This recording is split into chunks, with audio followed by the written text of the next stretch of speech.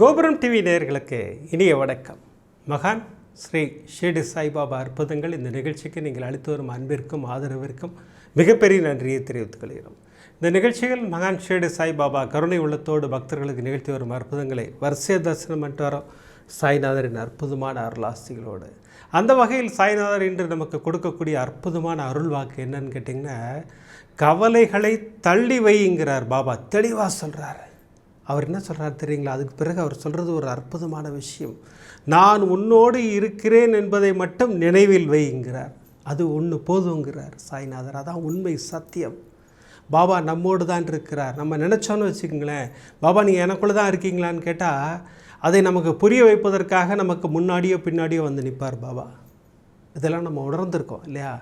அதை நமக்கு உணர்த்துகின்ற வகையில் ஒரு அற்புதமான டைட்டில் நம்ம கொடுத்துருக்காரு. கவலைகளை தள்ளிவை, நான் உன்னோடு தான் இருக்கிறேன் என்பதை மட்டும் நினைவில் வைங்கிறார். அதை நினைவில் வைத்துக்கொண்டு பாபாவுக்கு ஒரு மிகப்பெரிய நன்றியை சொல்லி இந்த ஆசீர்வாதம் பெற்ற 3 சகோதரிகள் அற்புதங்களை நமக்கு அனுப்பி வைத்திருக்கிறார் சாய்நாதர். அந்த 3 சகோதரிகள் யார் அப்படின்னு கேட்டிங்கன்னா, ஆஸ்திரேலியாவை சேர்ந்த சகோதரி மகாலட்சுமி அவர்களுக்கு அமர்க்களப்படுத்தி இருக்கிறார் சாய்நாதர். இந்த எபிசோட்லேயும் அந்த கொடிய நோய் கிருமி பற்றி தான் பாபா பேசுகிறாரு. இது எதற்காக பேசுகிறாருன்னு சொன்னீங்கன்னா, நிறைய சகோதரிகள் என்கிட்ட பேசிக்கிட்டு இருக்கீங்க, அண்ணா இது எனக்கான எபிசோடுன்னு சொல்லிட்டு இந்த 378 டெலிகாஸ்ட் ஆனோன்னு எல்லோரும் என்கிட்ட பேசுனீங்க. உங்கள் அத்துணை பேருக்கும் தைரியம் கொடுப்பதற்காக, உங்கள் அத்துணை பேருக்கும் ஆசீர்வாதம் கொடுப்பதற்காகத்தான் இது போல் அற்புதங்களாக நமக்கு அனுப்பி வச்சிட்ருக்காரு. இந்த அற்புதங்களை கேட்கும்போது உங்களுக்கு ஒரு தைரியம் வரும். எங்கள் அப்பா இருக்கார், என்னை குணப்படுத்துவார் அப்படிங்கிற ஒரு மிகப்பெரிய நம்பிக்கை வரும். அதற்காகத்தான் இந்த சகோதரியின் வாழ்விலும் அந்த அற்புதத்தை நிகழ்த்தி ஒரு மிகப்பெரிய ஆசீர்வாதத்தை சகோதரிக்கு செய்திருக்கிறார். அதோடு மட்டும் இல்லை, சகோதரி நன்றி சொல்வதற்காக ஷிரடி வருகிறார்கள். ஷிரடியில் ஆசீர்வாதம். பெங்களூரில் ஒரு ஆலயத்தில் உட்கார்ந்துருக்காங்க சகோதரி. வந்து தட்சணையை பெற்று சென்றிருக்கிறார் சாய்நாதர். அதெல்லாம் பிரமாதமாக செய்வார் சாய்நாதர். நான் இருக்கிறேன் என்பதை காட்டிக்கொண்டே இருப்பார் சாய்நாதர். அதுதான் சாய்நாதர். இப்படி பிரமாதமான அற்புத நிகழ்த்திய சாய்நாதர் கனடாவை சேர்ந்த சகோதரி நிஜாலயா அவர்களுக்கு என்ன அற்புதங்க. சகோதரி வந்து வேலைக்காக ஒரு பூஜை செய்தார்கள், வேலை கிடைத்தது.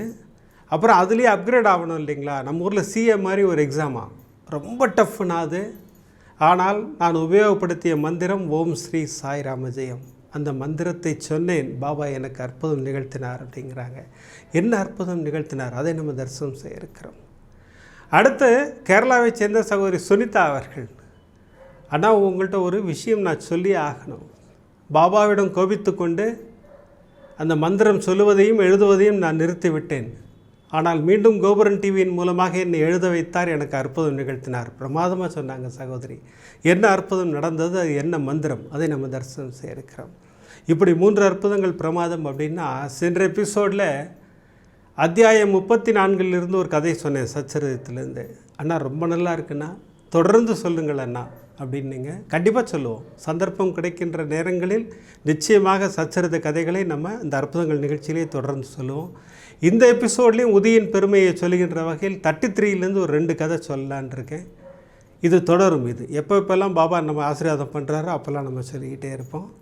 அடுத்து இந்த 378 இப்போ பேசு பொருளாக இருக்கிறது. அந்த சகோதரருக்கு பாபா அற்புதம் நிகழ்த்தினார், அதை நான் சொன்னேன். அந்த அற்புதத்தில் ஆரம்பிக்கும்போது அவங்க தாயாருக்கு ஒரு ரெட் கலர் ரோஸ் கிடச்சிது, அவர்கள் வாழ்வில் ஒரு புயல் அடித்தது அப்படின்னு சொன்னேன். அதே போல் அந்த அற்புதம் முடிக்கின்ற தருவாயில் அந்த சகோதரரின் மனைவிக்கும் ஒரு ரெட் கலர் ரோஸ் கிடைத்தது, உயிர் காப்பாற்றப்பட்டதுன்னு சொன்னேன். இதுக்கு என்ன அர்த்தம்னு எல்லா சகோதரிகளும் கேட்குறீங்க. பாபா தெளிவாக அந்த எபிசோட்லேயே புரிய வச்சுருக்காரு நமக்கு. அது என்ன புரிய வச்சாருன்னு சொல்கிறேன். இது ஏன் இப்போ வந்தது அப்படின்னு கேட்டிங்கன்னா, அருப்புக்கோட்டையிலேருந்து ஒரு சகோதரி எனக்கு ஃபோன் பண்ணாங்க. ஆனால் நேற்று நான் ஆலயத்துக்கு போயிருந்தேன், எனக்கு ரெட் கலர் ரோஸ் கொடுத்தார் பாபா. அந்த ப்ரீஸ்டர்கிட்ட கேட்டேன், ஆமாங்க உங்களுக்கு பிரச்சனை வரப்போகுதுங்கிறார். இது உண்மையா? இது எல்லாத்தையும் இன்றைக்கி தெளிவுபடுத்த போகிறோம். ஸ்கிப் பண்ணாமல் ஃபுல்லாக பாருங்கள். இப்படி பிரமாதமாக அற்புதங்களையும் விளக்கங்களையும் நமக்கு கொடுத்து சாய்நாதர் மிகப்பெரிய ஆசீர்வாதம் செய்கிறார். அற்புதமாக ஒரு டைட்டில் கொடுத்துருக்கார் இல்லையா? கவலைகளை தள்ளிவை, நான் உன்னோடு இருக்கிறேன் என்பதை மட்டும் நினைவில் வைங்கிறார் சாய்நாதர். அதை மட்டும் நினைவில் வைத்துக்கொள்வோம், வேறு எதையுமே நினைவில் வைத்துக்கொள்ள வேண்டாம். மீதி எதுவும் நமக்கு தேவையும் இல்லை இல்லையா? இப்படி பிரமாதமான இந்த அற்புதங்களை தரிசனம் செய்வதற்கு முன்னால் நான் உங்களிடம் கேட்டுக்கொள்வதெல்லாம் இந்த நிகழ்ச்சிக்கு லைக் பண்ணுங்கள், ஷேர் பண்ணுங்கள். அது நீங்கள் பிரமாதமாக பண்ணிக்கிட்டு இருக்கீங்க. எதற்காக லைக் செய்ய வேண்டும்? நீங்கள் லைக் பண்ண யூடியூப் ரெக்கமெண்டேஷனில் அப்படி வைடு கவரேஜாக போகுது. அப்படி போகும்போது இந்த சாய்நாதரின் அற்புதங்களை எல்லோரும் கேட்பதற்கும் பார்ப்பதற்கும் வழிவகை செய்கிறது அது லைக்.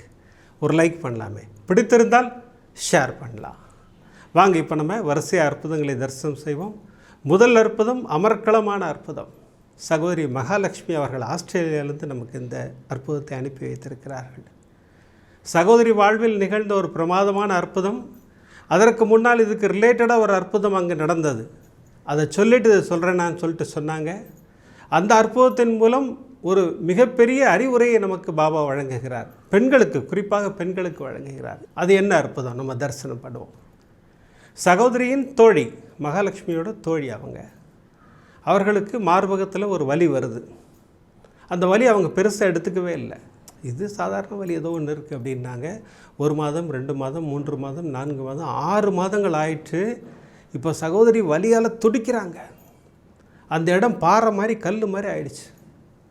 சகோதரியால் நடக்க முடியவில்லை. முதுகு வலி வந்தது. படுத்த படுக்கை ஆகிட்டாங்க. எந்திரிக்கவே முடியல சகோதரியால். இப்போ சகோதரி மகாலட்சுமிக்கு ஃபோன் வருது. உடனே வர முடியுமா அப்படின்னாங்க. போய் பார்த்தாங்க. போய் பார்த்துட்டு டெஸ்ட் பண்ணி பார்த்துட்டு சகோதரி ரொம்ப கோவப்பட்டாங்க. என்னம்மா இப்படி இருந்துட்டீங்க நீங்கள்? இது எவ்வளோ முக்கியமான விஷயம், இது அசால்ட்டாக எடுத்துக்கிட்டீங்களே என்ன? இல்லை, எனக்கு டாக்டர்கிட்ட காட்டுறதுக்கு எனக்கு வெக்கமாக இருந்தது, கூச்சமாக இருந்தது. அந்த வெக்கமும் கூச்சமும் வரக்கூடாது. அதற்காகத்தான் இந்த எபிசோடை சொல்ல வச்சுருக்கார் சாய்நாதர். வலியும் வேதனையும் வரும்போது உடனே இம்மீடியட்டாக மருத்துவரை நம்ம போய் பார்க்கணும். மருத்துவர்களுக்கெல்லாம் மருத்துவர் நம்ம கூடயே இருப்பார். அவர் தான் தெளிவாக சொல்கிறார் இல்லையா, நான் உன்னுடன் இருப்பதை நினைவில் வைங்கிறார் இல்லைங்களா, அதற்காக கூப்பிட்டு போவார் உங்களை. அந்த அறிவுரையை பாபா இன்றைக்கி நமக்கு இந்த எபிசோட் மூலமாக சொல்கிறார். எந்த வலியாக இருந்தாலும் வேதனையாக இருந்தாலும் கூச்சப்படாதீர்கள், வெட்கப்படாதீர்கள்ங்கிறத தெளிவுபடுத்துகிறார் சாய்நாதர். சகோதரியை சத்தம் போட்டு உடனே ஹாஸ்பிட்டலுக்கு அனுப்பி வைக்கிறாங்க. சகோதரி ஹாஸ்பிட்டலுக்கு போனவங்க இப்போவும் டாக்டர்கிட்ட சொல்லலை, வெக்கப்பட்டுக்கிட்டு. அந்த இடத்துல வலிக்குதுன்னு சொல்லவே இல்லை இவங்க. முதுகு வலிக்குது அப்படின்னாங்க. அவர் எம்ஆர்ஐ ஸ்கேன் எழுதி கொடுத்தார். போமா எம்ஆர்ஐ ஸ்கேன் பண்ணிட்டு வாங்கன்னாங்க. அந்த எம்ஆர்ஐ ஸ்கேன் பண்ணுற இடத்துல அவன் கண்டுபிடிச்சிட்டான். அம்மா, உங்களுக்கு இந்த பிரச்சனை இருக்குது, நம்ம இம்மீடியட்டாக டாக்டர் பார்க்கணும். சகோதரி கண்ணீரோடு டாக்டரை சந்தித்தார்கள். அப்போ டெஸ்ட்டு ரிப்போர்ட் என்ன வந்தது தெரியுங்களா? Result cancer 4th stage. சகோதரி கதறிட்டாங்க. மகாலட்சுமி அங்கேருந்து ஓடி வந்தாங்க. பாபா இருக்கார், கவலையப்படாத, நான் ப்ரேயர் பண்ணிக்கிறேன். பாபா உன்னை காப்பாற்றுவார். பாபா இந்த குழந்தையை காப்பாற்றுங்கள். அவள் ஏதோ தப்பு பண்ணிட்டா, அவளுக்கு 2 குழந்தை இருக்குது, என்ன பண்ணுறதுங்கிறத நீங்கள் தான் முடிவு பண்ணணும். அவளை காப்பாற்றி கரையேற்றுங்கள் பாபான்னு சொல்லி சகோதரி மனதார பிரார்த்தனை செய்கிறார்கள். பாபாவின் அருளாசியோடு சகோதரி குணமடைகிறார்கள். ஆனால் ஒரு கண்டிஷன் என்னென்ன, லைஃப் லாங் மருந்து சாப்பிட்ணுங்கிற கண்டிஷனோடு அவங்க குணப்படுத்தப்பட்டார்கள். இப்படி நடந்துருச்சுன்னா இதுக்கப்புறம் தான் என் வாழ்வில் பாபா நிகழ்த்திய அற்புதத்தை நான் சொல்ல போகிறேன். என் தோழியின் வாழ்வில் பாபா ஒரு மறுமலர்ச்சியை ஏற்படுத்தினார். அடுத்து என் வாழ்வில் எனக்கு இப்போ ஒரு சின்ன பயம் வந்தது. தோழிக்கு இந்த மாதிரி வந்ததே, நம்மளும் டெஸ்ட் பண்ணி பார்த்துருவோமா? சரி, ஓகே, டெஸ்ட் பண்ணிடலாம் அப்படின்னு சொல்லிவிட்டு நேராக போய் டாக்டர்கிட்ட சொன்னாங்க. இந்த மாதிரி எனக்கு ஒரு டெஸ்ட் பண்ணணுன்னாங்க. பண்ணிக்கோங்கம்மா, நல்லதுமா, பண்ணிக்கோங்க அப்படின்னாங்க. டெஸ்ட்டு கொடுத்துட்டு சகோதரி வீட்டுக்கு வந்துட்டாங்க. அடுத்து கணவரோடு வெளியில் போகிறார்கள், ஷாப்பிங்க்கு போகிறாங்க. ஒரு மாலில் தான் சுற்றிக்கிட்டு இருக்காங்க. கரெக்டாக ஹாஸ்பிட்டல்லேருந்து ஃபோன் வருது. அம்மா மகாலட்சுமியா? ஆமாம். அம்மா, நீங்கள் இப்போ டெஸ்ட்டு கொடுத்துட்டு போனீங்க, ஒரு ட்ரேஸ் தெரியுது. உங்களுக்கு ஃபர்தராக ஒரு டெஸ்ட் இருக்குது, 4 ஸ்டேஜ் டெஸ்ட் பண்ணணும், அதுக்கப்புறம் தான் நாங்கள் உறுதிப்படுத்த முடியும் அப்படின்னு கேள்விப்பட்ட உடனே சகோதரிக்கு வியர்த்து கொட்டியது. அண்ணா, அது ஏசி ஹால்னால் எனக்கு அப்படியே வேர்த்து ஊற்றுது. நான் அப்படியே, என் கணவர் வந்து என்ன மாதிரி, ஏன் என்னாச்சுன்னாரு, இந்த மாதிரி சொல்கிறாங்க. என்ன, நீ எதுவும் கவலைப்படாத, நீ எல்லா கடவுளையும் வணங்குற இல்லை, பாபாவை நம்புற இல்லை, உனக்கு ஒன்றும் வராது, கவலையப்படாத என்னார் கணவர். நான் ஒரு வருத்தத்துடன் தான் நான் வீடு நோக்கி பயணப்பட்டேன். எனக்கு என்னமோ பேயறிஞ்ச மாதிரியே இருந்தது. என்னடா இப்படி சொல்லிட்டாங்க, ஏதோ ட்ரேஸ்ன்ட்டாங்களே அப்படின்னு சொல்லிட்டு நேராக வீட்டுக்கு போகிறேன். வீட்டு வாசலில் ஒரு கவர் இருக்குது. ஒரு ஆலயத்திலிருந்து பிரசாதம் அனுப்பி வைத்திருக்கிறார்கள். எனக்கு அந்த பேர்லாம் பார்க்கணும் கூட எனக்கு தோணலை. நான் பாட்டு அந்த பிரசாத கவர் எடுத்தேன். எங்கள் அண்ணா ஏதாவது பண்ணுவார், இந்த மாதிரி யார்கிட்ட பணம் கொடுப்பாரு, அவங்க எனக்கு பிரசாதம் அனுப்புவாங்க. அந்த மாதிரி தான் அதை வந்திருக்குன்னு நினச்சி கொண்டு போய் சாமி ரூமில் வச்சுட்டு நான் பாட்டு என் வேலைகளை பார்த்தேன். எனக்கு பாபாவை கும்பிடணும், பாபாவை வணங்கணுங்கிற எண்ணம் கூட வரல. எனக்கு என்னமோ என்னை போட்டு வாட்டுது. என்னடா அது இப்படி ட்ரேஸ்ன்னு சொல்லிட்டாங்களேன்னு சொல்லிட்டு ஒரு பயமும் பதற்றமும் என்னுள்ளே வர ஆரம்பித்தது. சச்சரிதம் எடுத்தேன். சச்சரிதம் ஒரு அற்புதமான மருந்து. அது சச்சரிதத்தை எடுத்தேன். அதை பிரித்து எனக்கு படிக்கிறதுக்கு மனசே ஓடலை. அது பிரிக்கும்போது எனக்கு விபூதி விபூதி விபூதின்னு ஏதோ காதில் கேட்டுக்கிட்டே இருக்குது. அந்த சச்சரித்தை மூடி வைத்தேன். அன்றைக்கி ஒரு கவர் வந்து அதையே நம்ம பிரித்து பார்க்கவே இல்லை அப்படின்னு சொல்லிட்டு நேராக போய் அந்த கவரை எடுக்கிறேன். அதில் இருந்த அட்ரஸ் என்னன்னு பார்த்தீங்கன்னா, என் வீட்டிலேருந்து ஒரு 100 கிலோமீட்டர் தள்ளி இருக்கிற ஒருத்தரோட அட்ரஸ். அது தவறாக எனக்கு வந்து சேர்க்கப்பட்டது. ஆனால் எனக்கு பாபா இதை அனுப்பி வச்சுருக்காருன்றது எனக்கு ஒரு மிகப்பெரிய நம்பிக்கை. அதை பிரித்தேன், உள்ளே பார்த்தா விபூதி. கரெக்டாக பாபா விபூதி விபூதின்னு காமிச்சிருக்காரு. ஒரு கிளாஸ் தண்ணி வச்சேன், ஒரு பிஞ்சு உதி. அதான் சகோதரி அழகாக சொல்கிறாங்க, அந்த விபூதியே நான் உதியாக பாவிக்கிறேன் பாபா. பாருங்கள், இன்றைக்கி நம்ம உதி மகிமை பற்றி பேச போகிறோம். பாபா எப்படி ஒரு அற்புதத்தை அனுப்பி வச்சுருக்காரு பாருங்கள். எதை வேண்டுமானாலும் உதியாக பாவிக்கலாம். அதைத்தான் நான் இன்றைக்கி கதைகளில் சொல்ல போகிறேன் உங்களுக்கு. அப்படி அந்த விபூதி எடுத்தாங்க, உதியாக பாவிக்கிறேன் பாபான்னு சொல்லிட்டு அந்த உள்ளே போட்டாங்க, தண்ணியை குடித்தாங்க. சகோதரி, பாபா என் கூட இருக்கார், எனக்குள்ளே இருக்கார், எனக்கு ஒன்றும் ஆகாது. ஒரு மிகப்பெரிய நம்பிக்கை சகோதரிக்கு. அப்போ அக்கா ஃபோன் பண்ணுறாங்க இந்தியாவிலேருந்து. ஃபோன் பண்ணி, உனக்கு இப்போ 2 எபிசோடு அனுப்பி வச்சுருக்கேன், அது 2ஐயும் நீ பாரு, தொடர்ந்து தரிசனம் பண்ணு, உனக்கு பாபாவின் ஆசீர்வாதம் கிடைக்குங்கிறாங்க.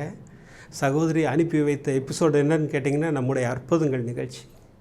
அடுத்து நம்ம சர்வரோக தோஷ நிவாரண ஸ்லோகம், இது 2ஐயும் அனுப்பி வச்சுருக்காங்க. சகோதரிக்கு மிகப்பெரிய நிம்மதி. பாபா தேடி வந்துட்டார். அற்புதங்கள் கேட்க கேட்க கேட்க எனக்குள்ள தனி நம்பிக்கையே வந்தது. எனக்கு பாபா வந்து கொடுத்துக்கிட்டே இருந்தார் எனக்கு நம்பிக்கையே. அந்த சர்வரோக தோஷ நிவாரண ஸ்லோகம் நான் கேட்டுக்கிட்டே இருந்தேன். எனக்கு இப்போது டெஸ்டிங் டேட்டும் கொடுத்துட்டாங்க. அம்மா நீங்கள் வந்துடுங்க, கரெக்டாக வந்துடுங்க, 4 ஸ்டேஜ் டெஸ்ட் பண்ணோம், அப்புறம் தான் நாங்கள் எல்லாத்தையும் சொல்லுவோம் உங்களுக்கு அப்படின்னாங்க. நான் இப்போ தொடர்ந்து அந்த விபூதியை போட்டு தண்ணி குடிச்சிக்கிட்டு இருக்கேன். தொடர்ந்து பாபாவின் சர்வரோக தோஷ நிவாரண ஸ்லோகத்தை நான் சொல்லி கொண்டிருக்கிறேன், கேட்டுக்கொண்டிருக்கிறேன். கிளம்பி நேர் ஹாஸ்பிட்டல் போகிறேன். போகிற வழி எங்கும் அதை மட்டும்தான் கேட்டுக்கிட்டே போனேன். தொடர்ந்து கேட்டுக்கிட்டே இருந்தேன். இப்போ டெஸ்ட் எடுக்க ஆரம்பித்தாங்க. ஒரு டெஸ்ட்டாக முடியுது. 4 டெஸ்ட்டு முடிஞ்சிருச்சு. நான் ஒரு கலையிழந்த முகத்தோடு தான் உட்காந்துருக்காங்க. இருந்தாலும் பாபா என்னோடு இருக்கிறான்ற மாபெரும் நம்பிக்கை, அதை குணப்படுத்தி விடுவார்ன்ற மிகப்பெரிய நம்பிக்கை எனக்கு. சர்வரோக தோஷ நிவாரண ஸ்லோகம் என் ஹெட்ஃபோனில் ஒலிச்சிக்கிட்டே இருக்குது. அம்மா அவங்களை டாக்டர் கூப்பிட்றாங்க. நேரு டாக்டர்கிட்ட போனேன், உட்காந்தேன். டாக்டர் கை கொடுமான்னாங்க. கை கொடுத்தேன். உனக்கு ஒன்றும் இல்லைம்மா, அன்றைக்கி டெஸ்ட்டில் ட்ரேஸ்னு வந்தது, இன்றைக்கி இந்த 4 ஸ்டேஜ் டெஸ்ட்டில் உனக்கு ஒன்றுமே இல்லைன்னு வந்திருக்கு, நீ கவலையப்படாது, உனக்கு ஒன்றுமே இல்லை, no problem, you are perfectly alright. இந்த வார்த்தையை சொல்லியிருக்காங்க. சகோதரி கண்களில் கண்ணீரோடு பாபாவுக்கு நன்றி சொன்னாங்க. அங்கே எப்படி பார்த்தீங்களா, அந்த ட்ரேஸ்னு ஒன்று வந்தது. சகோதரி பாபாவின் பாதங்களை பிடித்து கொண்டார்கள். பாபா துடை தெரிந்தார். நான் போன எபிசோட் சொன்னேன் பார்த்தீங்களா, துடை தெரிவார் நம் சாய்நாதர், கவலையப்படாதீங்க, எவ்வளோ பெரிய ஆபத்தாக இருந்தாலும் துடை தெரிவார், கவலைகளை தள்ளி வைங்கிறார் சாய்நாதர். நான் உன்னோடு இருப்பதை மட்டும் நினைவில் வைங்கிறார். நம்ம அதை மட்டும் நினைவில் வச்சுப்போம். சகோதரி உடனே கணவருக்கு ஃபோன் பண்ணாங்க, எனக்கு ஷீரடிக்கு டிக்கெட் போடுங்க, நான் ஷீரடி போகணும், நான் எங்கள் அப்பாவுக்கு போய் நன்றி சொல்லணும். கணவர் உடனே டிக்கெட் போட்டு கொடுத்தாரு. சகோதரி எப்போவுமே பெங்களூர் வழியாக தான் போவாங்களாம் ஷீரடிக்கு. ஏன்னு கேட்டிங்கன்னா, அந்த பெங்களூரில் அல்சூரில் அந்த பாபா எனக்கு ரொம்ப பிடிக்கும்னா, நான் போய் இறங்கி அவருக்கு ஒரு ஹாய் சொல்லிவிட்டு அதன் பிறகு நான் எங்கள் ஊருக்கு போயிட்டு அப்புறம் ஷீரடியெலாம் போயிட்டு மீண்டும் பெங்களூர் வந்து அவர்கிட்ட போயிட்டு வரேன்னு சொல்லிட்டு தான் நான் வருவேன். நான் இதெல்லாம் என்னுடைய வழக்கம். இந்த முறையும் அப்படி தான் செய்தேன். ஷீரடியில் எனக்கு வேப்பிலையெல்லாம் கொடுத்து பாபா ஒரு மிகப்பெரிய ஆசீர்வாதம் பண்ணார்னா, இப்போது திருப்பி ஆஸ்திரேலியா வர்றதுக்காக அல்சூர் வந்திருக்கேன். நானே, எங்கள் அப்பா, அம்மா, எங்கள் அண்ணன் எல்லோரும் வந்திருக்கோம் அந்த கோயிலுக்கு. அபிஷேக ஆராதனைகள் நடந்துக்கிட்டு இருக்குது. கூட்டம் நல்ல கூட்டம். அந்த செக்யூரிட்டி தாத்தா இது வரைக்கும் என்கிட்ட அவர் பேசுனது கூட கிடையாது. அவர் என்னை நோக்கி வருகிறார். கடன் வந்து என்கிட்ட வந்து நின்று கை நீட்டுறார். வேறு ஒன்றுமே பேசலை. எனக்கு அப்படியே பார்த்துக்கிட்டு இருக்கேன். எங்கள் அண்ணன் சொன்னால், உனக்கு எவ்வளோ பெரிய ஆசீர்வாதம் பண்ணியிருக்கார் தாத்தா, நீ தட்சணை கேட்குறாரு கொடு அப்படின்னு சொன்னால் எனக்கு வந்து அவ்வளோ சந்தோஷமாக இருந்தது. ஏன்னா பாபா எல்லாத்தையும் தட்சணை வாங்க மாட்டார். உடனே என் பர்ஸை திறந்து அந்த தாத்தா காசு கொடுத்தேன். திரும்பி போயிட்டே இருந்தார். சாய்நாதருக்கு மிகப்பெரிய நன்றியை சொன்னேன். எனக்கு வருகின்ற ஆபத்திலிருந்து என்னை விலக்கி என்னிடம் தட்சணையும் பெற்று எனக்கு மிகப்பெரிய ஆசீர்வாதத்தை கொடுத்தார் சாய்நாதர். அதான் உண்மை, சத்தியமான உண்மை. அவர் தான் தெளிவாக சொல்கிறாரு, நான் உன்னோடு இருக்கிறேன் என்பதை மட்டும் நினைவில் வைங்கிறார். அதை மட்டும் நினைவில் வைத்துக்கொள்வோம், நமக்கு வேறு நினைவே வேண்டாம். அதைத்தான் இன்றைக்கி நான் வந்து லாஸ்ட் செக்மெண்ட்டில் சொல்கிறதுக்கு இருக்கிறேன். யாரெல்லாமோ என்னெல்லாமோ சொல்கிறாங்க, அதெல்லாம் நீங்கள் காதிலே வாங்காதீங்க. நம்மோடு மிகப்பெரிய சக்தியாக இருக்கிறார் சாய்நாதர். அவர் ஒத்தர் போதும் நமக்கு. பாருங்கள், இந்த சகோதரிக்கு இப்படி அற்புத மழையை பொழிந்த சாய்நாதர் அடுத்து நிஜாலயான்னு சொல்லிட்டு கனடாவில் ஒரு சகோதரிக்கு என்ன ஆசீர்வாதங்க, 7 வருடமாக வேலைக்கு ட்ரை பண்ணிகிட்ருக்காங்க. வேலையே கிடைக்கல. என்னடா அது வேலையே கிடைக்கலையே, ரொம்ப கஷ்டமாக இருக்கே அப்படின்னு சொல்லிட்டு ஃபீல் பண்ணிக்கிட்டு இருக்காங்க. சகோதரிக்கு அப்போ கண்களில் பட்டது 7 விளக்கு பூஜை. நம்ம கோபுரம் டிவியில் அற்புதமாக இருக்குது. ஃபினான்ஷியல் ப்ராப்ளம்ஸ் இருந்தால் அந்த 7 விளக்கு பூஜை செய்யும்போது அது பிரமாதமாக நீங்கி நமக்கு அருள் வாழ்வு கிடைக்கும், நல்வாழ்வு கிடைக்கும். அது சத்தியமான உண்மை. அது சகோதரி சொன்னாங்க, எனக்கு வேலை கிடைச்சா என்னுடைய ஃபினான்ஸ் ப்ராப்ளம் சால்வ் ஆகிடும், பாபா எனக்கு வேலையை வாங்கி கொடுங்க பாபா அப்படின்னு சொல்லிவிட்டு 6 வியாழக்கிழமை தான் பண்ணேன் நான். எனக்கு அற்புதமாக வேலையை பெற்றுக் கொடுத்தார் சாய்நாதர். பாருங்கள் எவ்வளோ பெரிய ஆசீர்வாதம் பாருங்கள். நம்பிக்கையோடு செய்ய வேண்டும், அவ்வளோதான். ஃபினான்ஸ் ப்ராப்ளம் சால்வ் ஆகும்னு ஒரு பூஜை பாபாட்டை சொல்லிவிட்டு பூஜை பண்ணுறாங்க. வேலை கிடைத்தால் என்னுடைய ஃபைனான்ஸ் ப்ராப்ளம் சால்வ் ஆகிடும். அதை நிவர்த்தி செய்து வைத்தார் சாய்நாதர். நம்பிக்கையோடு செய்யும்போது எல்லா பூஜைகளும் எல்லாத்துக்கும் வேலை செய்யும் பிரமாதமாக. சரி, சகோதரிக்கு இந்த ஆசீர்வாதம் கிடைச்சதா? சகோதரிக்கு அப்படி அப்கிரேட் ஆகணும்னு ஆசை இல்லையா? எல்லாருக்குமே அந்த ஆசை உண்டு. நம்ம ஊரில் சிஏ மாதிரி ஒரு படிப்பு இருக்காங்க, அந்த படிப்பு படிக்கணும்னு ஆசை. ஆனால் ரொம்ப டஃப்னா நான் எப்படி படிக்க போகிறேன்னு நினச்சிட்டு இருக்கும்போது தான் நம்ம கோபுரம் டிவியிலேருந்து அந்த ஸ்லோகம் என் கண்களில் பட்டது. ஓம் ஸ்ரீ சாய் ராமஜெயம். இந்த ஓம் ஸ்ரீ சாய் ராமஜெயம் குழந்தைங்களுக்கு மட்டும்தானு கேட்டால் இல்லை, எல்லா வயதினரும் யூஸ் பண்ணலாம். ஏன்னா எல்லா வயதினரும் எல்லா காலகட்டத்திலையும் எக்ஸாம்லாம் எழுதிக்கிட்டு இருக்கோம், படிச்சுக்கிட்டு இருக்கோம். இந்த மாதிரி நடந்துக்கிட்டு இருக்குது. ஏதோ ஒரு தேர்வுக்கு போகிறோம், நேர்முக தேர்வுக்கு போகிறோம், இப்படி எதுக்கு போனாலும் இந்த மந்திரத்தை சொல்லுங்கள். சாய்நாதரின் ஆசீர்வாதம் நமக்கு பரிபூர்ணமாக கிடைக்கும். சகோதரி தொடர்ந்து 18 முறை எழுத ஆரம்பித்தாங்க. ஆனால் தினம் எழுத வேண்டாம். நான் அற்புதமாக படித்தேன், என்னை படிக்க வைத்தார் சாய்நாதர், என் ஞாபக சக்தியை பெருக்கி கொடுத்தார் சாய்நாதர். எக்ஸாம் எழுதினேன், ஃபஸ்ட் அட்டம்ப்ட்லேயே பாஸ் தான்.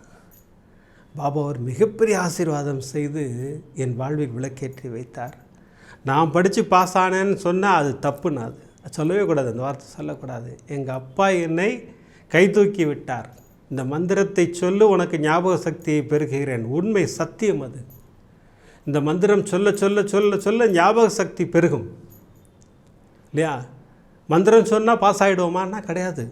அந்த மந்திரம் சொல்ல சொல்ல சொல்ல சொல்ல நம்முடைய கிரேடு உயரும். அப்படியே நமக்கு ஞாபக சக்தி பெருகும்போது எல்லாமே நமக்கு நடக்கும், அற்புதமாக நடக்கும் இல்லையா? ஞாபக சக்தி நல்லா இருந்ததுன்னா நம்ம வாழ்வில் உயர்ந்து கொண்டே போகலாம் பிரமாதமாக. அதுதான் சாய்நாதர் செய்வார். அதை அந்த மந்திரம் அந்த அற்புதத்தை நிகழ்த்தும், நல்லா படிக்கின்ற ஒரு ஆசீர்வாதத்தை கொடுக்கும். அதனால தான் நான் மீண்டும் மீண்டும் சொல்கிறேன், எல்லோரும் அந்த மந்திரத்தை எழுதுங்கள்.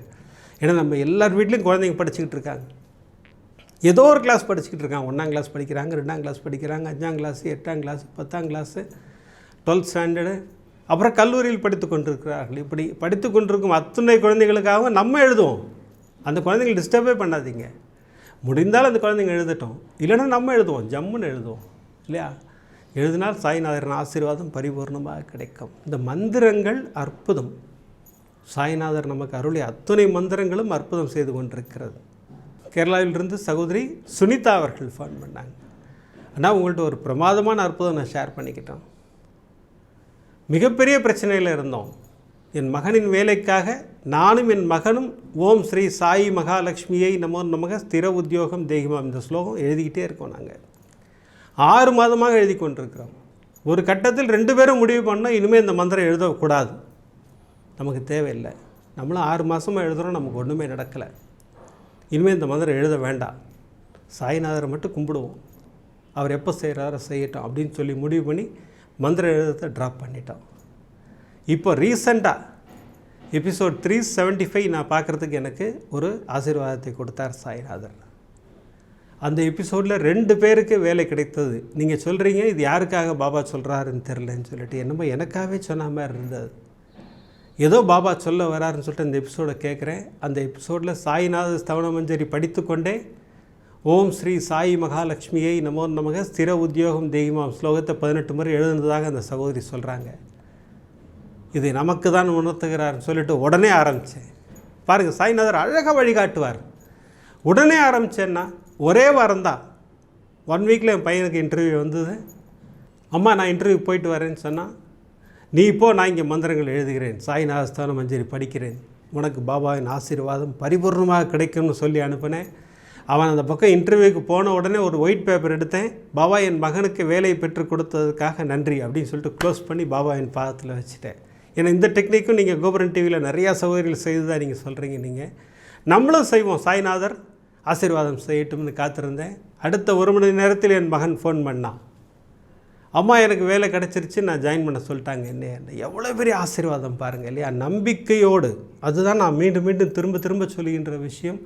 நம்பிக்கையோடு ஒரு பாதங்களை பிடித்து கொள்ளுங்கள். அவர் பாதங்களை நம்பிக்கையோடு பிடிக்கும்போது நமக்கு ஆசீர்வாதங்கள் தொடர்ந்து கிடைத்து கொண்டே இருக்கும்.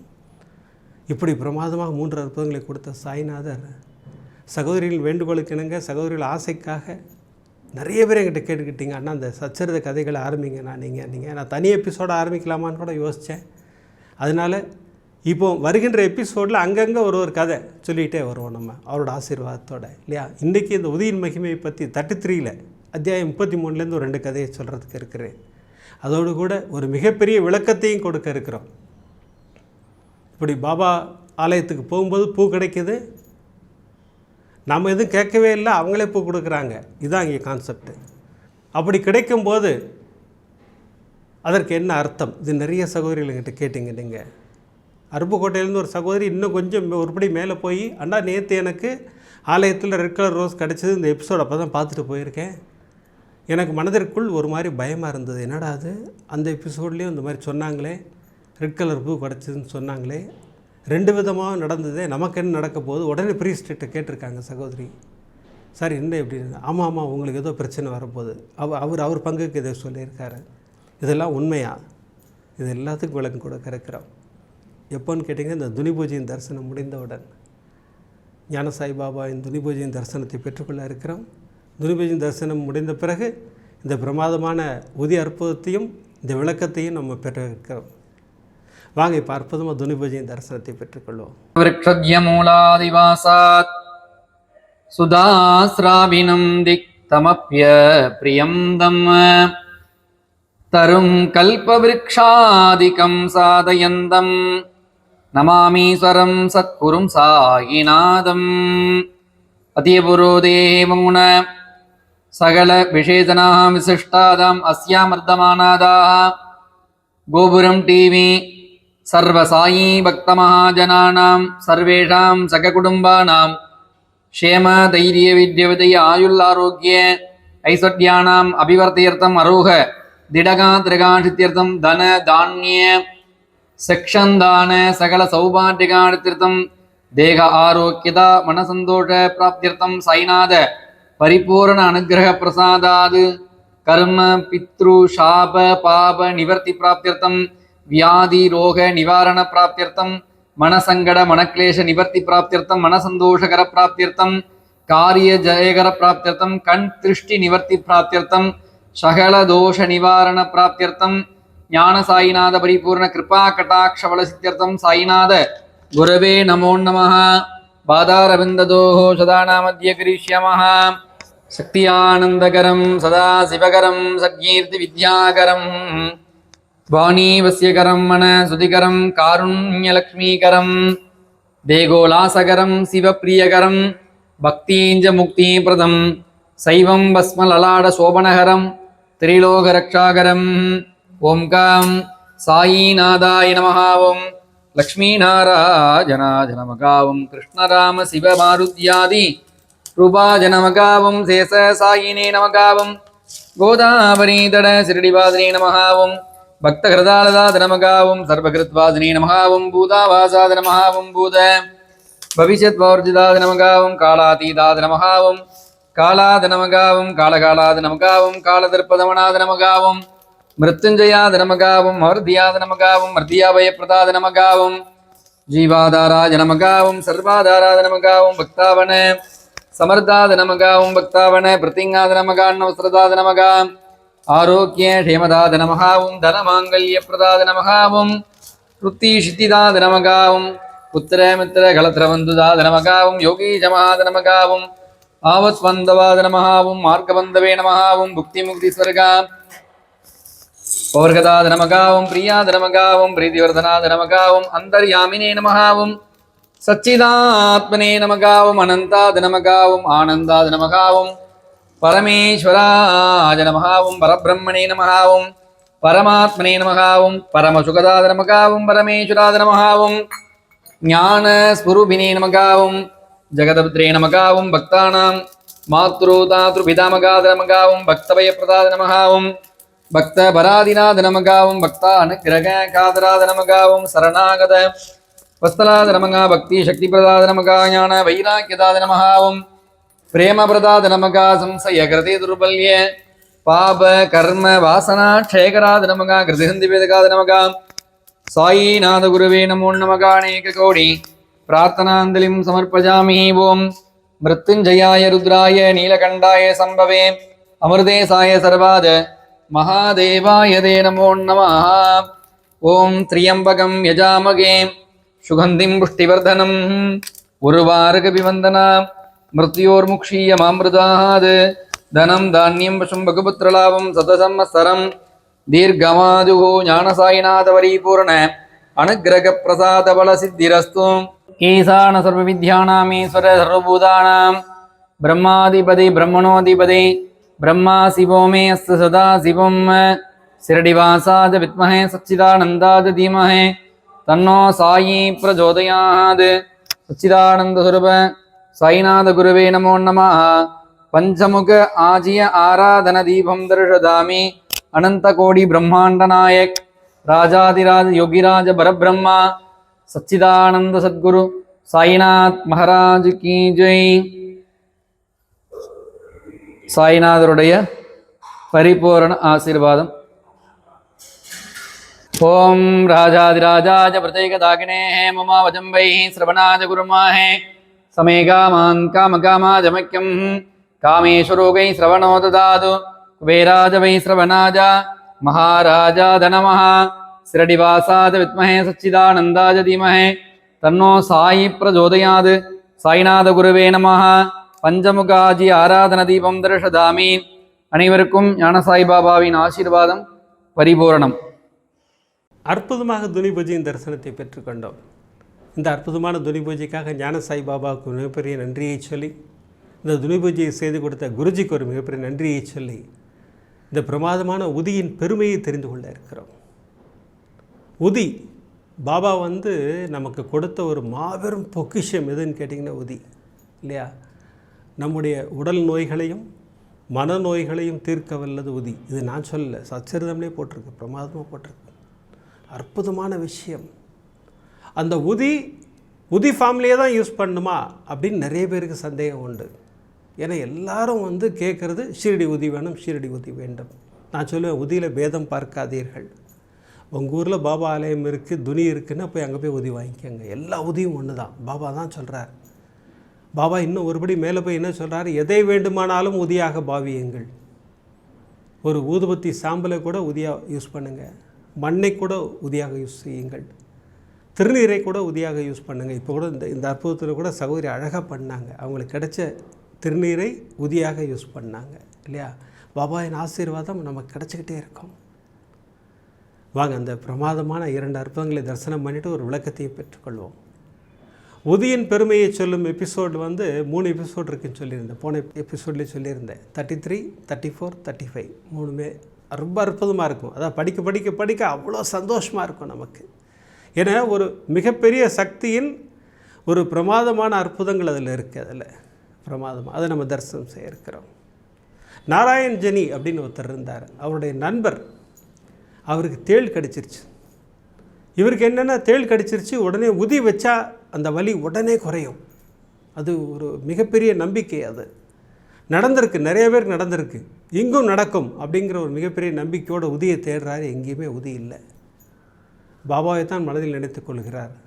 பாபா உடனே ஒரு உணர்வை கொடுக்கிறார். உன் எத்தாப்பில் என்ன இருக்குது? அந்த ஊதுவத்தி சாம்பல் இருக்குல்ல, அதை எடுத்து வை அப்படிங்கிறாரு. நேர ஊதுவத்தி சாம்பல் எடுக்கிறாரு அவர். அந்த ஊதுவத்தி சாம்பலை கையில் வச்சுக்கிட்டு பாபாவிடம் ஒரு பிரார்த்தனை, நேர கொண்டு போய் அந்த தேள் கடித்த இடத்துல வச்சு அதை வச்சிடுறாரு. அது வைத்த அடுத்த நொடி அந்த வலி சுத்தமாக போகிறது. இதுதான் உதியின் மகிமை. நம்பிக்கையோடு உதியை நம்ம அந்த கஷ்டத்திற்காக யூஸ் பண்ணும்போது அது அற்புதமாக வேலை செய்யும். அது உடல் நோயாக இருந்தாலும் சரி, மனநோயாக இருந்தாலும் சரி.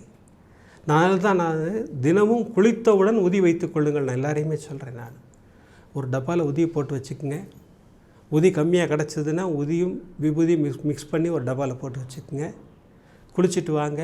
வந்த உடனே பாபா முன்னாடி நின்று அந்த உதியை எடுத்து நெத்தியில் வச்சுக்கிட்டு ஒரு கிளாஸ் தண்ணி வச்சு ஒரு பிஞ்ச் உதி போட்டு உங்களுடைய பிரார்த்தனையை சாய்நாதரிடம் சமர்ப்பித்து விட்டு அந்த உதி தண்ணீரை குடித்து விடுங்கள். இது நான் ரெகுலராக செஞ்சுக்கிட்டு இருக்கேன். எனக்கு இந்த ஷோல்டர் ஃப்ராக்ஷன்லாம் என்னை விட்டு போனதுக்கு மிகப்பெரிய ஆசீர்வாதம் எதுன்னு கேட்டிங்கன்னா பாபாவின் உதி தான். நான் தினமும் குளிச்சுட்டு வந்து நெத்தியில் வச்சுக்கிட்டு கொஞ்சம் உதி எடுத்து இந்த ஹார்ட்டில் தடவிப்பேன். அப்புறம் இந்த ஷோல்டரில் 2 ஷோல்டர்லையும் தடவிப்பேன். இப்போ எனக்கு 2 கைகளையும் தூக்குவதற்கெல்லாம் எனக்கு ஒரு மிகப்பெரிய ஆசீர்வாதம் கிடச்சிச்சு. பழைய எபிசோடெலாம் பார்த்தீங்கன்னா தெரியும், இந்த கை தூக்கவே முடியாது, இந்த கை தூக்கவே முடியாது, அப்படிலாம் இருந்திருக்கேன் நான். பாபாவின் ஆசீர்வாதம் பரிபூர்ணமாக உண்டு. நமக்கு உதியின் மூலமாக நமக்கு எடுத்துக்கொண்டே இருக்கும். சரி, இப்படி உதி ஒரு பிரமாதமாக எந்த ஃபார்மில் வேணால் யூஸ் பண்ணலான்னு ஒரு அற்புதம் சொன்னாரா? அடுத்து பாருங்கள், அமர்க்களப்படுத்துகிறார் பாருங்கள். இந்த பிளேக்னு ஒரு வியாதி அந்த காலத்தில் இருந்தது. நெறி கட்டும் வியாதின்னு பேர் அதுக்கு. அந்த வியாதி ஒரு குழந்தைக்கு வந்துருச்சு. அவங்க அப்பாவுக்கு என்னென்னா உதி எங்கே கிடைக்கும்னு அவருக்கு தெரியும். நானா சாந்தோர்கர் கண்டிப்பாக இருக்கும், அவர்கிட்ட இருக்கும் அப்படின்னு சொல்லிட்டு அவரை தேடி அலைந்து கண்டுபிடிச்சிட்டார். அவரை தானே ரயில் நிலையத்துக்கு முன்னாடி அவர் கண்டுபிடிச்சிட்டார். கண்டுபிடிச்சி அவர்கிட்ட கேட்குறாரு, எனக்கு உதி வேணும் அப்படிங்கிறாரு. குழந்தைக்கு இந்த மாதிரி பிரச்சனை இருக்குது, நான் உதி வச்சு விடணும்னா. ஒன்றும் கவலைப்படாதுன்னு சொல்லிவிட்டு அவர்கிட்ட அப்போ உதி இல்லை, ஏன்னா அவர் எங்கேயோ வழியில் இருக்கார். கீழே குனிஞ்சு கொஞ்சம் மண் எடுத்தார். பாபாவை நினைத்து ஒரு பிரார்த்தனை பண்ணார்.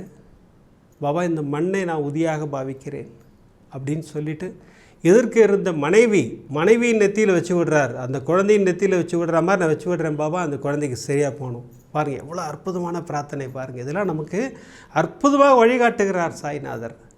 யாருக்காக யார் வேண்டுமானாலும் எங்கே வேண்டுமானாலும் பிரார்த்தனை செய்யலாம்ங்கிறத நமக்கு பிரமாதமாக புரிய வைக்கிறார் சாய்நாதர். இங்கே வச்சு விட்டாங்க. அந்த அன்பர் அங்கேருந்து கிளம்பி வீட்டுக்கு போகிறாரு. அந்த பொண்ணு நல்ல தெளிவாக இருக்கா. உனக்கு மனைவியை கேட்குறாரு, எப்போயும் தெளிவாக இருக்கான்னு சொல்லிவிட்டு அந்த டயத்தை சொல்கிறாங்க. அந்த டைம் கால்குலேட் பண்ணி பார்த்தா நானா சாந்தோர்கர் அவங்க மனைவியினோட நெத்தியில் வச்சார் பாருங்கள். அந்த நேரம் தான் அந்த நேரம் கரெக்டாக. எப்படி பாபா புரிய வைக்கிறார் பாருங்கள். அங்கே வச்சாச்சுன்னா உன் மகளுக்கு குணமாகும் அப்படிங்கிறத தெளிவுபடுத்துகிறார். நம்ம எல்லாருக்கும் புரிய வைக்கிறார். அற்புதமாக புரிய வைக்கிறார். எதை வேண்டுமானாலும் உதியாக பாவியுங்கள்னு நமக்கு தெளிவாக புரிய வைக்கிறார். அதுதான் சாய்நாதர். சாய்நாதரோட உதி ஒரு மாபெரும் பொக்கிஷம் இல்லையா? ஷிரடிக்கு போனால் ஒரு பேக்கெட் தான் கிடைக்கும் இல்லையா? மிஞ்சி போனால் சில பேருக்கு அதிர்ஷ்டம் இருந்தால் 2 கிடச்சிரும் சில நேரம். எனக்கெலாம் சில நேரம் கிடச்சிருக்கு. 1 போடுவாங்க, அப்படி பார்த்தா அதுலேயே 2 இருக்கும். அதெல்லாம் மிகப்பெரிய ஆசீர்வாதம். அப்படி கிடச்சிருச்சு. அது மாதிரி கிடைக்கும்போது நான் உதி பேக்கெட்டை எப்போவுமே என்னுடைய பர்ஸில் வச்சுருப்பேன். யார் எங்கே கேட்டாலும் உடனே எடுத்து கொடுத்துருவேன் நான் அந்த உதியை இல்லையா? அது ஒரு மிகப்பெரிய ஆசீர்வாதம் அதெல்லாம் கிடைக்கிறது. இப்படி பிரமாதமாக உதியின் மகிமையை சொன்ன சாய்நாதர் நமக்கு அப்படி ராங் சென்டிமெண்ட்லாம் காட்டுவாரா? அதை நம்ம கொஞ்சம் கூட யோசிக்கிறதே இல்லை. நம்ம பாபாவிடம் பொருள் எதிர்பார்க்காதீர்கள். நான் எப்போவுமே சொல்லிகிட்டே இருக்கேன் உங்களுக்கு, பாபாவிடம் பொருள் எதிர்பார்க்காதீர்கள். பாபா எனக்கு இந்த பொருள் வேணும், அந்த பொருள் வேண்டும், வேண்டாம், அது கேட்காதீங்க பாபாட்ட.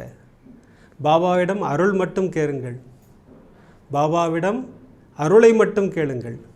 அவரோட அருள் கிடச்சிருச்சுன்னா பொருள்லாம் ஒன்றுமே இல்லை, ஃபஸ்ட் கிளாஸாக கிடைக்கும். எல்லாம் நம்ம கேட்குறதெல்லாம் கிடைக்கும். அது நம்முடைய தேவையாக இருக்க வேண்டும், நியாயமான கோரிக்கையாக இருக்க வேண்டும். அதுதான் கண்டிஷனாங்க. இது எதற்காக இதை சொல்கிறேன்னு கேட்டிங்கன்னா, அந்த 378 எபிசோடில் 2 நிகழ்வை நமக்கு பாபா காட்டினார். ஒன்று, ஃபஸ்ட்டு தாயாருக்கு ஒரு ரெட் கலர் ரோஸ் கிடச்சிது. அடுத்த நாளைக்கு ஒரு அசம்பாவிதம் அங்கே நடந்தது. அவங்க தந்தையாருக்கு ஒரு பிரச்சனை வந்தது. அந்த எபிசோடோட கிளைமேக்ஸில் அந்த சகோதரருடைய மனைவிக்கு ரெட் ரோஸ் கிடைத்தது. சகோதரர் காப்பாற்றப்பட்டார். இதெல்லாம் நிகழ்வு. பாபாவின் அருள் நமக்கு என்றைக்குமே உண்டு அப்படிங்கிறத புரிய வைக்கிறதுக்கான நிகழ்வு இதெல்லாம். இடையில் இந்த பூ வந்தது, நம்ம கேட்காம எது கிடைத்தாலும் அதை பற்றி நம்ம கவலைப்படக்கூடாது. அதான் நான் சொல்ல வர்றது. இவர்கள் கேட்ட அந்த பூ கிடைத்ததா அப்படின்னு அது பாபா கொடுத்தது சத்தியம். கேட்காமல் கிடைத்ததுன்னா பூ கிடைத்தது, அவ்வளோதான். மற்றபடி அதுக்கு ஏதாவது உள்ள அர்த்தம் வச்சுக்கிட்டு எதையாவது யோசித்து ஒரே வருத்தப்பட்டு கண்களில் கண்ணீரோடு எனக்கு ஃபோன் பண்ணாதீங்க தயவுசெய்து யாரும். அந்த மாதிரிலாம் எதுவுமே கிடையாது. நம்ம கேட்டு கிடைத்தால் அது ஆசீர்வாதம். பாபா கொடுப்பார், அற்புதமாக கொடுப்பார். நமக்கு துணி பூஜையில் எத்தனை வாட்டி மலர் கொடுத்து ஆசீர்வாதம் பண்ணியிருக்கார்ல, அது ஒரு பிரச்சனை. எல்லாரும் சகோதரிகள் ஃபோன் பண்ணி பேசுகிறீங்க என்கிட்ட. ஆனால் மலர் விழுந்ததுன்னா லெஃப்ட் ஹேண்ட் சைடில் விழுந்தா நல்லதா, ரைட் ஹேண்ட் சைடில் விழுந்தான்னு இந்த சந்தேகம் தான் வரவே கூடாது. சாய்நாதரிடமிருந்து மலர் வந்தது, அவர் மலர் கொடுத்து ஆசீர்வாதம் செய்திருக்கிறார். அதுதான் அங்கே பொருளே தவிர அது லெஃப்ட்டில் விழுந்தா, ரைட்டில் விழுந்தா, நேராக விழுந்ததா, இதெல்லாம் அப்படி ஒரு ஆராய்ச்சியில் இறங்காதீங்கன்ற. நான் தேவையில்லை. நமக்கு பாபாவை ஆராய்ச்சி பண்ணுற அளவுக்கு நல்ல பெரிய ஆளாக நம்மலாம் கிடையாது. சாய்நாதரின் ஆசீர்வாதம் கிடைத்தது, அந்த சந்தோஷம் மட்டும்தான் நமக்கு இருக்கணும். அவருடைய அருள் கிடைத்தது, அவ்வளோதான். அது பிரமாதமான அருள் அது இல்லையா? இது இப்படி இருக்க அருப்புக்கோட்டையிலேருந்து ஒரு சகோதரி எனக்கு ஃபோன் பண்ணாங்க. நான் கோயிலுக்கு போயிருந்தேன், அங்கே எனக்கு ரெட் கலர் ரோஸ் கொடுத்தாங்க. அந்த ப்ரீஸ்ட்கிட்ட கேட்டேன், இது ஆமாம் இது உங்களுக்கு கெடுதல் தான்ட்டார். தப்பு. ப்ரீஸ்ட் அப்படிலாம் பேசக்கூடாது. ஒரு மனம் நோகும்படி எந்த ஒரு செய்தியும் கொடுக்கக்கூடாது. பாபா எதாவது அப்படி சொல்லியிருக்காரா? நான் ரெட் கலர் ரோஸ் கொடுத்தா உங்களுக்கு தப்பு நடக்குது, எங்கேயுமே சச்சரவு அப்படின்னும்போது அதெல்லாம் சொல்கிறதுக்கு நம்ம யார்? இந்த மாதிரிலாம் சொல்லி வருகின்ற மக்களை குழப்பாதீங்க, தயவுசெய்து குழப்பாதீங்க. அந்த மாதிரிலாம் செய்கிறது இன்னியோட ஸ்டாப் பண்ணுங்கள். பாபா அந்த மாதிரிலாம் சொல்லி நம்மளை எங்கேயுமே சொல்லலை. இதை செய், அதை செய், இப்படி செஞ்சால் இப்படி நடக்கும். ஓ இதுங்களா, பாபா விக்கிரகம் உடஞ்சி போச்சுங்களா, ஐயோ மிகப்பெரிய கஷ்டங்க. பாபா படமா உங்கள் வீட்டில் வச்சுருக்கீங்க, அதெல்லாம் வைக்கக்கூடாதுங்க. இந்த மாதிரிலாம் நிறையா இருக்காங்க ஆளுங்க. அவங்களெல்லாம் அப்படியே ஒதுக்கி தள்ளுங்கள். மற்றதையெல்லாம் தள்ளி வையுங்கள். பாபா சொல்கிற மாதிரி கவலைகளை தள்ளி வை, அவ்வளோதான். நான் உன்னுடன் இருப்பதை மட்டும் நினைவில் வைங்கிறார். ஸோ அதை மட்டும் நினைவில் வைத்துக்கொள்வோம். எல்லா சகோதரிகளுக்கும் சொல்கிறேன், நீங்கள் கேட்டு ஒன்று கிடைத்தால், அதே போல் மெசேஜும் அதே மாதிரி தான். நம்ம கேட்ட உடனே ஒரு மெசேஜ் வரும், அதுதான் உங்களுக்கு. வர்ற மெசேஜ் எல்லாம் உங்களுக்கான்னு கேட்டால் கிடையாது. அது நீங்கள் ஒரு கொஸ்டின் கேட்டு காத்திருக்கீங்க இல்லையா, அப்போ ஒரு மெசேஜ் வரும், அதுதான் உங்களோடது. அதனால் எல்லோரும் பாபாவை நம்புவோம், அவர் பாதங்களை கெட்டியாக பிடித்துக்கொள்வோம். நான் இல்லையா, நான் மீண்டும் மீண்டும் திரும்ப தானே சொல்கிறேன், அவர் பாதங்களை கெட்டியாக பிடித்துக்கொள்வோம். நமக்கு அருளாசிரியர் வழங்க காத்து கொண்டிருக்கிறார் சாய்நாதர். அவரிடம் அருளை மட்டும் கேளுங்கள், பொருள் கேட்காதீர்கள். நான் தெளிவாக சொல்கிறேன், பொருளை கேட்காதீர்கள். அவரிடம் அருளை மட்டும் கேளுங்கள். அவருடைய அருள் கிடச்சிருச்சுன்னா பொருள்லாம் ஆட்டோமேட்டிக்காக வரும். உங்களுக்கு என்னெல்லாம் தேவையோ அத்தனையும் உங்களுக்கு கொண்டு வந்து கொடுப்பார் சாய்நாதர். ரொம்ப சந்தோஷம். இன்றைக்கி நமக்கு பிரமாதமான விளக்கத்தையும் உதியின் மகிமையையும் 3 அற்புதங்களையும் சாய்நாதர் கொடுத்தார். அந்த 3 அற்புதங்களில் முதல் அற்புதம் மகாலட்சுமி சகோதரிக்கு பிரமாதமான அற்புதம். சகோதரின் அற்புதத்தின் மூலம் பல பேருடைய கேள்விக்கு பாபா பதில் கொடுத்திருக்கிறார். நீங்கள் அத்தனை பேரும் தைரியமாக இருங்கள், நான் இருக்கிறேன், கவலைப்படாதீர்கள்ன்றதை தெளிவுபடுத்தியிருக்கிறார் சாய்நாதர். அதே போல் எந்த வயதினரும், எல்லா வயதினரும் அந்த ஓம் ஸ்ரீ சாய்ராம ஜெயம் சொல்லலாம். நீங்கள் தேர்வுக்கு போகும் சமயத்தில், படிக்கின்ற சமயத்தில் சொல்ல வேண்டிய அற்புதமான மந்திரம். அடுத்து வேலைக்காக காத்திருக்கும் அத்தனை பேரும் இந்த ஓம் ஸ்ரீ சாயி மகாலட்சுமியை நமோ நமக ஸ்திர உத்தியோகம் தெய்வம் அந்த ஸ்லோகத்தை மறக்காதீங்க, ஸ்தவன மஞ்சரியை மறக்காதீங்கன்றதை நமக்கு மீண்டும் நினைவுபடுத்தியிருக்கிறார் சாய்நாதர். சாய்நாதருக்கு மிகப்பெரிய நன்றியை சொல்லி அடுத்த எபிசோடு பாருங்கள், அமர்க்களப்படுத்துகிறார். மீண்டும் இதே போல் அந்த கொடிய நோய் கிருமி தாக்கிய ஒரு குழந்தையின் கதையை நமக்கு அனுப்பி வைத்திருக்கிறார் சாய்நாதர். மருத்துவர்கள் சொன்ன ஒரு விஷயம், இன்னும் 48 மணி நேரம் தான் டைம் இருக்குது, அதுக்குள்ளே என்ன வேணால் நடக்கலான்னாங்க. பாபா என்ன அற்புதம் நிகழ்த்தினார், அமர்க்களப்படுத்தி இருக்கிறார். அந்த அற்புதத்தை தரிசனம் செய்ய இருக்கிறோம். இப்போல்லாம் எபிசோட் முடிக்கிறதுக்கு முன்னாடி சர்வரோக தோஷ நிவாரண ஸ்லோகம் சொல்லித்தான் முடிக்கிறோம். இன்றும் பிரார்த்தனை செய்ய இருக்கிறோம். இன்றைக்கி பிரார்த்தனையும் இந்த கொடிய நோய் கிருமிகள் வேண்டாம் பாபா, உங்களுடைய ஆசீர்வாதம் எங்களுக்கு பரிபூர்ணமாக வேண்டும் பாபா அப்படின்னு தான் பிரார்த்தனை. வாங்க மந்திரத்தை சொல்லுவோம். ஷீரடிபுர வாசினம் கருணாமூர்த்தி ஸ்வரூபம் சர்வரோக தோஷ நிவாரணம் ஷீரடி சாய்நாதன் தரிசனம். சத்குருவின் கடாட்சம் நமக்கெல்லாம் நிறைஞ்சு கிடச்சிக்கிட்டே இருக்கணும்னு வேண்டிக்கிறேன். அடுத்த எபிசோடில் நிறைய அற்புதங்களோடு உங்களை சந்திக்கிறேன். நன்றி, வணக்கம். ஓம் சாய்ராம்.